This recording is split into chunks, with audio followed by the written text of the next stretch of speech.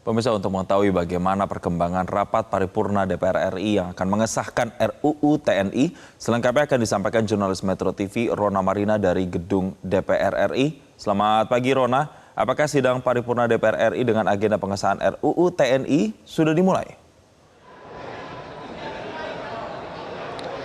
Ya, baik Jason, jika sesuai jadwal ini untuk pengesahan dari rancangan undang-undang TNI pada hari ini seharusnya diparipurnakan pukul 9.30 waktu Indonesia bagian Barat begitu ya. Namun tadi kami juga mendapatkan informasi bahwa tidak menutup kemungkinan untuk rapat paripurna mengenai pengesahan revisi undang-undang TNI ini akan dimulai pada pukul 10.00 waktu Indonesia bagian Barat. Karena jika melihat saat ini kondisinya di ruang rapat paripurna ini memang belum tampak quorum begitu. Jadi memang belum ada sekitar sebagian dari fraksi yang hadir. Namun kami juga sudah melihat beberapa anggota yang sudah hadir, diantaranya ada seperti Habibur Rahman, kemudian ada juga Wihadi, ada Hinca Panjaitan, kemudian ada Ahmad Syahroni, kemudian ada juga Budi Jiwandono, dan juga kami melihat Beni Harman serta anggota-anggota yang lainnya begitu Jason. Maka dari itu harus menunggu keputusan bahwa sudah dinyatakan quorum terlebih dahulu, baru nantinya akan dimulai terkait dengan rapat paripurna pengesahan revisi undang-undang TNI ini. Dan memang menurut informasi yang sudah kami himpun sejak sebelumnya, ini memang ada 3 pasal yang akan disahkan pada hari ini mengenai revisi undang-undang TNI. Ketiga pasal tersebut diantaranya adalah yang pertama adalah pasal 7 Undang-Undang Nomor 34 Tahun 2004, terutama pasal 7 ayat 2 yang mengatur mengenai OMSP atau Operasi Militer Selain Perang, yang artinya ini sebelumnya para anggota militer atau TNI ini memiliki 17 fungsi pokok. Namun dalam revisi undang-undang ini diusulkan agar ada tambahan 2 fungsi lagi yang nanti bisa dibawahi oleh TNI begitu, dan 2 tambahan tersebut diantaranya adalah yang pertama nanti TNI juga bisa untuk menanggulangi mengenai ancaman cyber, kemudian yang kedua ini TNI bisa turut serta untuk maupun menolong permasalahan nasional luar negeri. Kemudian yang kedua adalah pasal 47. Pasal 47 ini mengenai perluasan jabatan yang dapat diduduki oleh anggota militer di dalam ranah sipil. Nah, ke pasal 47 ini yang memang sempat menuai pro dan kontra begitu ya.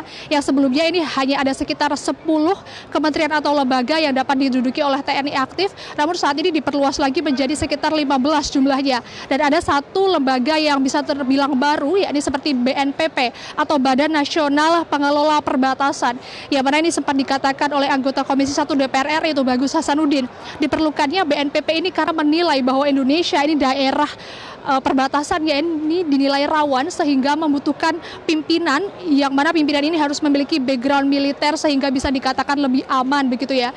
Kemudian untuk yang ketiga, pasal yang rencananya akan disahkan dalam rapat paripurna hari ini adalah pasal 53 mengenai usia pensiun bagi anggota militer, yang mana untuk tingkatannya ini dibagi menjadi 3 klaster. Yang pertama adalah seperti Bintara dan juga Tamtama, ini diusulkan untuk bisa pensiun pada usia 55 tahun, yang padahal sebelumnya ini dipensiunkan pada usia 53 tahun. Sedangkan untuk perwira ini juga dibagi per klaster-klaster, sehingga sebelumnya ini dapat pensiun pada usia 58 tahun. Namun dalam usulan revisi Undang-Undang TNI ini diusulkan untuk pensiun di usia sekitar 60 tahun, 61 bahkan bisa ke 63 tahun. Bahkan nanti bisa diperpanjang lagi untuk Jenderal Bintang 4, ini sebanyak 2 tahun tergantung diskresi ataupun kewenangan dari Presiden sendiri untuk nantinya bisa memperpanjang jabatan Jenderal Bintang 4 tersebut. Nah memang Jason, jika kita melihat juga terkait dengan revisi Undang-Undang TNI ini memang sebelumnya juga sudah melewati berbagai macam proses ya, seperti rapat kerja pembicaraan tingkat 1 yang baru berlangsung tanggal 18 Maret 2025 kemarin. Ini di mana di sini dari DPR Komisi 1 bersama dengan pemerintah ini juga mengundang pihak-pihak terkait yang dilaksanakan secara tertutup, di mana ini memang ada 4 kementerian ataupun 4 kementerian perwakilan yang sudah ditunjuk oleh Presiden Prabowo Subianto untuk bisa menjadi saksi maupun penjamin bagi rapat revisi Undang-Undang TNI ini, diantaranya seperti Menteri Hukum, Menteri Pertahanan, kemudian Menteri Sekretariat Negara, dan juga Menteri Keuangan. Dan pada 2 hari yang lalu, tanggal 18 Maret, ini Menteri Hukum Supratman Andi Aktas ini mengatakan bahwa posisinya mengikuti rapat kerja mengenai revisi Undang-Undang TNI ini adalah untuk menjamin agar nantinya tidak ada dui fungsi ABRI atau dui fungsi ABRI ini tidak akan kembali lagi begitu. Namun memang Menteri Hukum Supratman ini juga mengatakan bahwa sebetulnya dirinya ini tidak mengetahui terkait dengan kapan akan disahkannya revisi Undang-Undang TNI ini yang ternyata disahkan setelah 2 hari pasca rapat kerja Komisi 1 kemarin.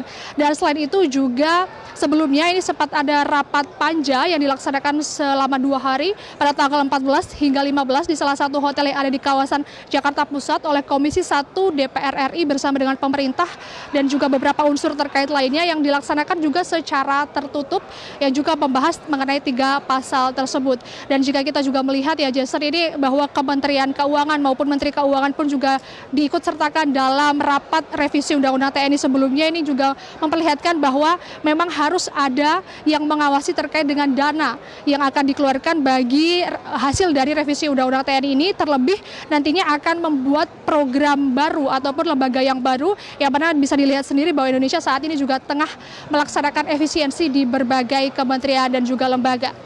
Demikian, Jason. Ya, Rona, satu lagi sebelum mengakhiri laporan Anda, kemarin pada saat Menteri Hukum datang itu sempat dicegat oleh mahasiswa, sempat ada mahasiswa yang berkumpul di sana. Kalau tadi pengamatan Anda menuju ke gedung DPR, apakah ada aksi-aksi seperti itu atau pengamanannya seperti apa, Rona?